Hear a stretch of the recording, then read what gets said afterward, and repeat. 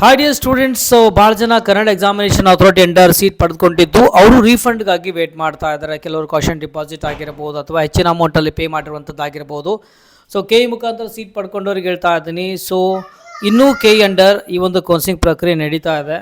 Okay, K C T under ಎಲ್ಲ ಕೋರ್ಸಸ್ಗಳಾಗಿರ್ಬೋದು ಮತ್ತು ಈ ಒಂದು ನೀಟ್ ಅಂಡರ್ ಬರುವಂತಹ ಮೆಡಿಕಲ್ ಆಗಲಿ ಡೆಂಟಲ್ ಆಗಲಿ ಐದು ಸಂಬಂಧಪಟ್ಟ ಎಲ್ಲ ಪ್ರಕ್ರಿಯೆ ಮುಗಿದ ನಂತರ ಇವರೇನಪ್ಪ ಅಂದರೆ ರೀಫಂಡ್ ಪ್ರಕ್ರಿಯೆಯನ್ನು ಸ್ಟಾರ್ಟ್ ಮಾಡ್ತಾರೆ. ಸೊ ಅಲ್ಲಿವರೆಗೂ ನಿಮಗೆ ವೇಟ್ ಮಾಡಬೇಕಾಗತ್ತೆ.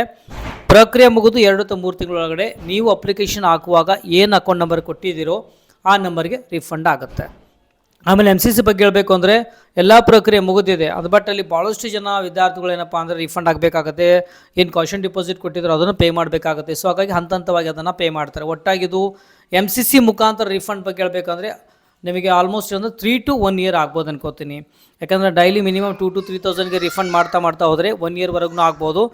ನಿಮ್ಮ ಒಂದು ವೇಳೆ ನಿಮ್ಮ ಸೀರೀಸ್ನಲ್ಲಿ ನಂಬರ್ ಬಂದರೆ ಓಕೆ ನಿಮಗೆ 3 to 4 month ಒಳಗಡೆನೂ ಆಗ್ಬೋದು ಅಥವಾ 1 monthಲ್ಲೂ ಆಗ್ಬೋದು. ಒಟ್ಟಾಗಿ ಅಪ್ರಾಕ್ಸಿಮೇಟ್ಲಿ ಏನಪ್ಪ ಅಂದರೆ 1 year ಬೇಕಾಗುತ್ತೆ ಎಮ್ ಸಿ ಸಿ ಮುಖಾಂತರ ನಿಮಗೆ ರೀಫಂಡ್ ಆಗೋದಕ್ಕಾಗಿ. ಓಕೆ, ಸೊ ಯಾರೆಲ್ಲ ರೀಫಂಡ್ಗೆ ವೇಟ್ ಮಾಡ್ತಾ ಇದ್ದೀರಾ ದಯವಿಟ್ಟು ಅವರಿಗೆ ಶೇರ್ ಮಾಡಿ. ಸೊ